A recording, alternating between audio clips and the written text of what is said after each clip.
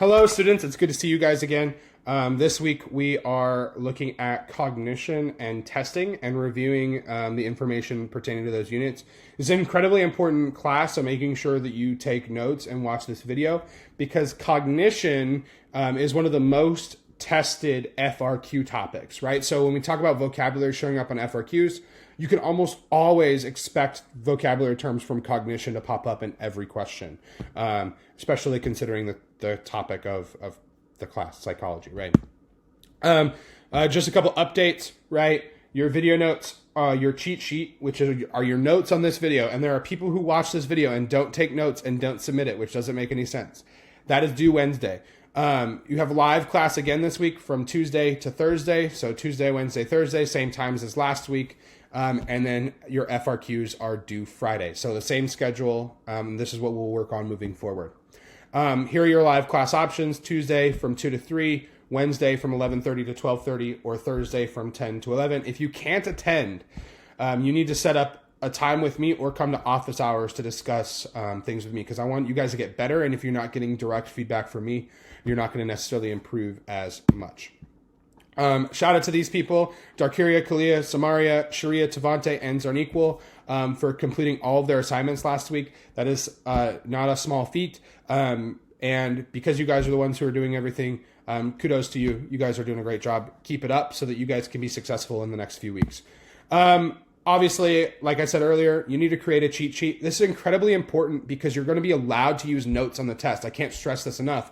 You cannot waste time looking through a textbook or Google searching it. You won't be allowed to in the browser, but you can use your notes, right? And so you want to create a cheat sheet for every unit that you can have right there on your desk, readily available, so that you can be prepared for test day. And so you need to be creating a cheat sheet. That's something you should be looking forward to, and submit it. Again, there's people who are watching this video and not creating a cheat sheet, and I don't understand. This is super easy. Take a picture of your notes, upload it to Google Classroom. Okay, let's jump into it. So cognition, remember, cognition is the idea of the study of thoughts and memory. Okay, so when we talk about cognition, we're talking about how do people think and how do people's memories work. Okay, and so let's start with memory. Okay, there are 3 steps of memory, if you remember from class. There's encoding, storage, and retrieval. Encoding, remember, is how we get information in our brain. Storage is how long does it stay in our brain. And then retrieval is getting it out of our brain. And obviously there are errors in memory at every single one of those levels, right? Sometimes we encode information wrong. Sometimes we have storage decay, so information doesn't stay in our brain like we would like to, especially if we're not using that information. And then retrieval, sometimes we have errors getting it out of our brain, which I'll talk about later here in this lesson. Okay, so let's talk about the types of memory. Okay, there are 3 basic types of memory. The first type of memory is sensory memory. These are things like sounds, tastes, visual images. They last for a few seconds and then we forget them. Basically, if they're not important, our brain just says, whoop, bye, bye, bye, right? Because we cannot process everything going around us at any given moment into our memory for permanent usage. And so we use our sensory memory kind of just interact with the world and kind of see what might be important.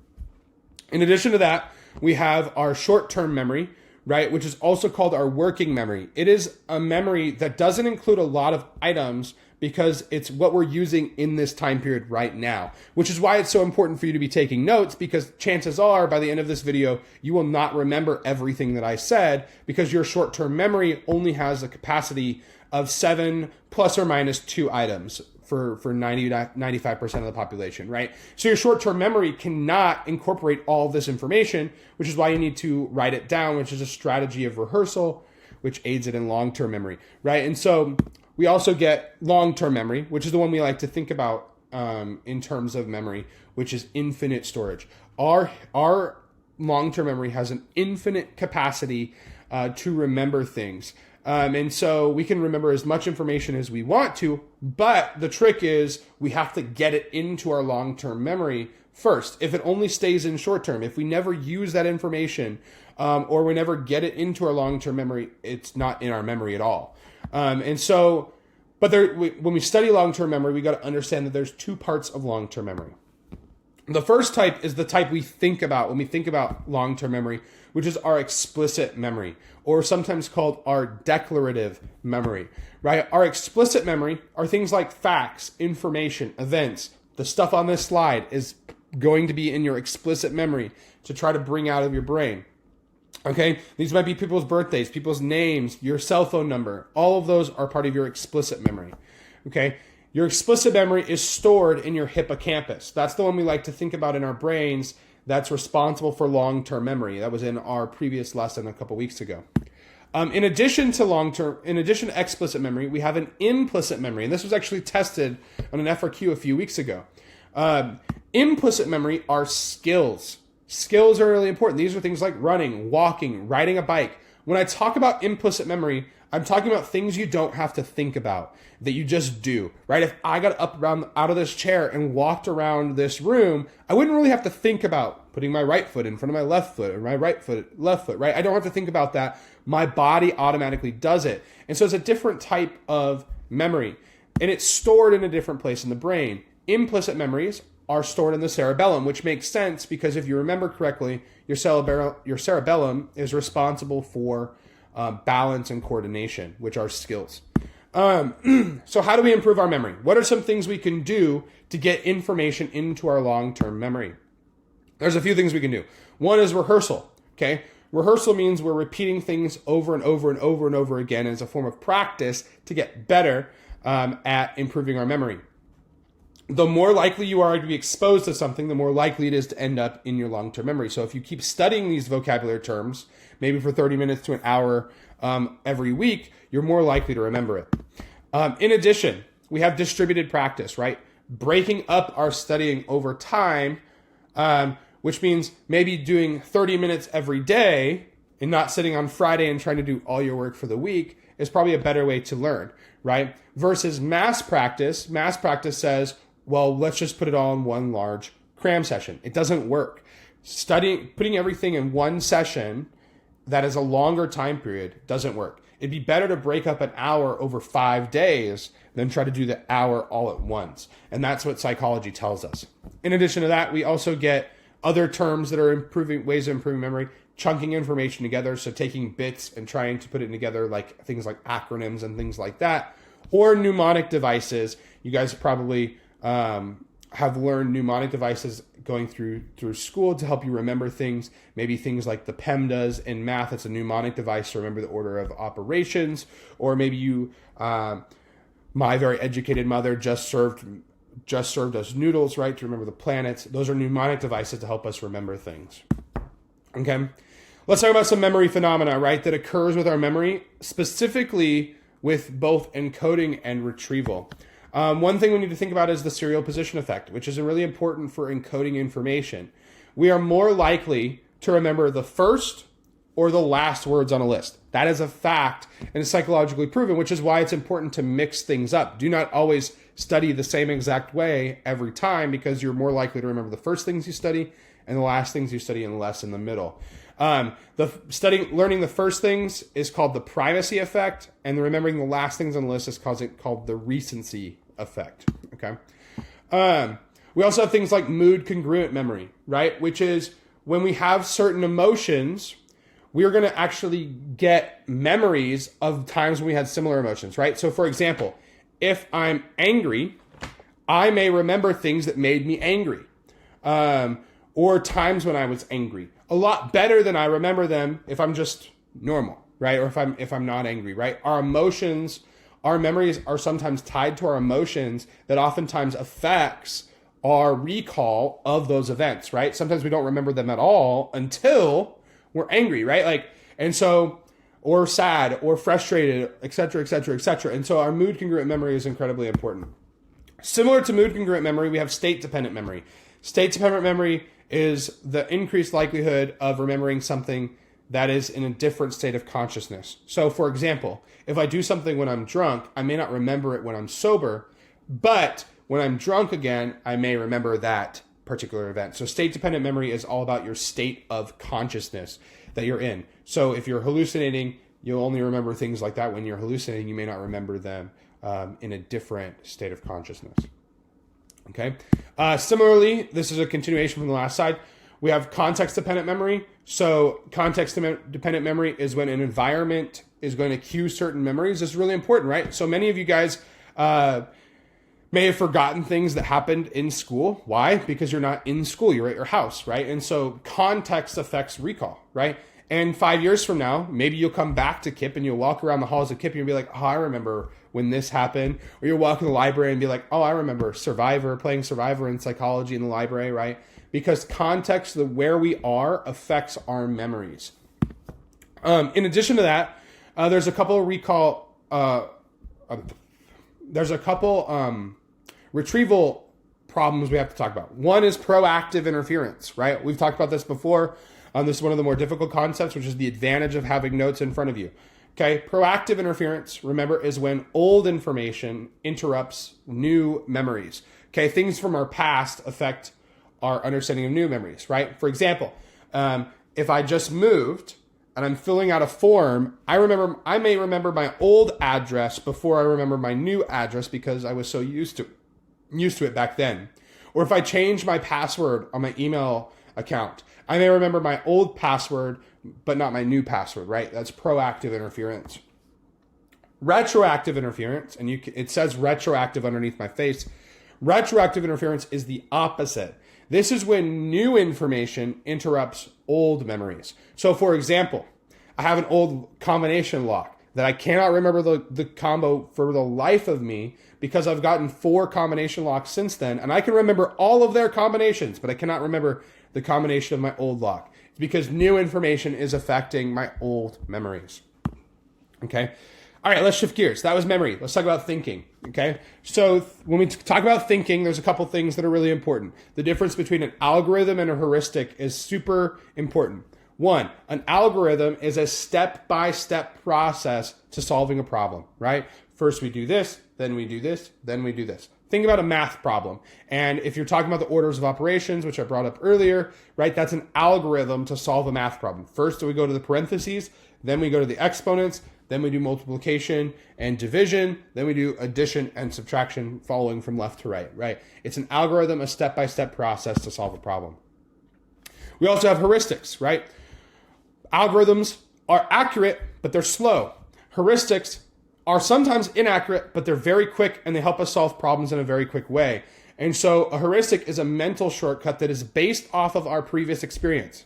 Okay, so that means 2 separate people should have 2 separate heuristics to solve a problem based off of what they've been exposed to. Okay, and there's a couple types of heuristics. The first is a representativeness heuristic. Okay, representativeness heuristic are based off of typical prototypes. So for example, if I told you I had a friend named Benny, and Benny was a doctor at a major hospital, you might assume what Benny looked like, right? You might assume that he's a white male, probably highly educated, right? Because that is a prototype that you have for a doctor in this country. But if I told you that Benny was a black female, right, that might surprise you because you have a representativeness heuristic of what people look like and what people are. Or if I told you I had a friend named Gene, and Gene is a pilot for a major airline, probably also would assume is a male, right? But Jean's actually a woman. She's one of the few women pilots in this country, right? But because of our prototype of who people can be and who people are, we misinterpret information sometimes, right? In addition to that, we also have the availability heuristic, right? Which is we make decisions based off of information that we are already exposed to, even if they're inaccurate. Many of you guys probably remember in class when we did the activity about which city was deadlier. And many of you guys made a lot of mistakes here because you were operating off of the information that was available to you, the information that you were exposed to from the news and things like that, right? Like the idea that Chicago and New York are incredibly deadly cities because they have high murder rates. But in reality, in terms of the number of deaths, aren't the most deadly cities in the United States. Let's talk about framing. Okay, so framing is a separate concept here, which says the way things are worded affects our decisions, right? So for example, I have a picture here, right? This guy is trying to buy yogurt, and this one says 20% fat or frozen yogurt 80% fat free, right? And so this guy is trying to make a health conscious decision. He chooses the 80% fat free option because he wants to avoid fat, right? The crazy thing that you have to remember is that these are actually advertising the same product. But because of the way it's framed, because of how it's advertised, we choose one product over another. Oftentimes, we choose the one that is in the most positive frame, or we choose the one that avoids punishment. So for example, right now, framing in terms of your assignments, many of you guys are making decisions based off of how the assignments have been framed to be graded, right? Because you guys are perceiving these assignments as optional, you are choosing not to do them as opposed to choosing to do them because you see the positive influence that they may have regardless of grade. Okay. Problem solving, right? Some issues with problem solving that we need to talk about. One is fixation. Okay. Sometimes when we're solving a problem, we become stuck on a particular solution, right? Especially if it worked in the past and it may not work again, right? I see this all the time, right? Is maybe a great three-point shooter in basketball becomes fixated on the fact that the best way to get his team back in the game is to shoot more threes. But shots ain't falling tonight, Russell Westbrook. Maybe you should pass the ball. But he becomes fixated on shooting and trying to solve the problem himself rather than solve the problem using his teammates. That's fixation, because just because something worked one time doesn't necessarily mean it'll work every time. In addition to that, we also get a concept called functional fixedness. And this is really funny in the age of Corona. I got some pictures on the next slide to show you. Okay. Functional fixedness, remember, is the idea that an object is only good for its intended purpose. For example, a hammer is only good to pound in nails. A rock is only good to be a rock, right? But that's not always the case, right? Sometimes we use objects for things that they're not for their not intended purpose, right? For example, if I have a nail that needs pounded in and I don't have a hammer, I might use a rock or another heavy object to pound in that nail. That's overcoming functional fixedness. And we're getting a lot of people who are overcoming functional fixedness these days. Just a little bit of humor for you. This person has no mask and can't sew. So what do they use? They use the pot lid instead of a mask. Hey, they have a lot of problems, but functional fixedness ain't one of them. Okay? Or what about this girl? She got so tired of holding her phone during quarantine, so she decided to slip it into her sock and her pants. Overcoming functional fixedness, that is not the intended purpose of those pants. Use your hands, darling. Or this woman, no mask? It's fine, I got a party hat. Doesn't matter that there's a hole in the end that things could get through. But I got a party hat. Again, these people got lots of problems, but functional fixedness is not one of those problems. Or this person, grocery shopping in a scuba suit. Again, the fact that you own a scuba suit is really interesting, let alone that you go out in public looking like that. But again, don't have functional fixedness. And the last one I have for you here is this woman, and the face on this Lowe's employee says it all. He says, what the heck is wrong with you? But you know what she doesn't have? She doesn't have functional fixedness because she's finding other uses for objects around her house than their intended purpose. All right, let's talk about some other cognitive psych phenomena that are not necessarily related to thinking or memory. So we have confirmation bias. Confirmation bias, remember, is when we look for evidence to support an opinion we already have, right? So this means we're going to tend to agree to things that already support an opinion that we have. This happens all the time. Think about like politics, where politicians will only look at evidence that supports their viewpoint, but ignore evidence that completely destroys it. We also have belief perseverance. Belief perseverance is the idea that people continue to believe something even when it's proven wrong. I like to think about Donald Trump and fake news here, that he's going to continue to believe what he believes, regardless of whether or not he's proven correct or incorrect. And oftentimes when people try to prove him wrong, he just responds with fake news, I'm right? And so the response there is a form of belief perseverance. In addition to that, we also have the over-justification effect. This has popped up in FRQ questions in the past, which is when we lose our interest in something because we've been rewarded for it. So for example, I like to think about NFL players or professional athletes that retire young. Why are they retiring so young? They're at the height of their careers. They could be the greatest ever. They retire because it's no longer fun. They no longer get the enjoyment that they had when they were a kid or a college student, because now there's a financial reward that's tied to this activity that they used to just do because they liked to do it. And now they're doing it for a paycheck. And so they kind of get over that over-justification effect. In addition to that, we have self-fulfilling prophecy. This is one of the most tested vocabulary terms in FRQs. So it's really important to know. And you should know what it is. A self-fulfilling prophecy is what you believe will happen will come true. Whatever you believe, it's going to come true. And it's usually the negative outcome. So for example, if you walk into a test and say, I'm going to fail this test, probably going to happen, right? This is not to say that you don't have to work hard to pass a test.